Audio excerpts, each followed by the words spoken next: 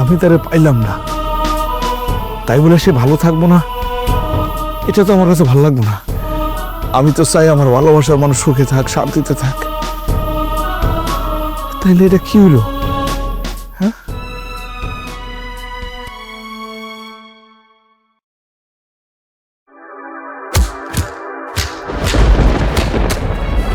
বেলি, বেলি, মা দরজা খোল।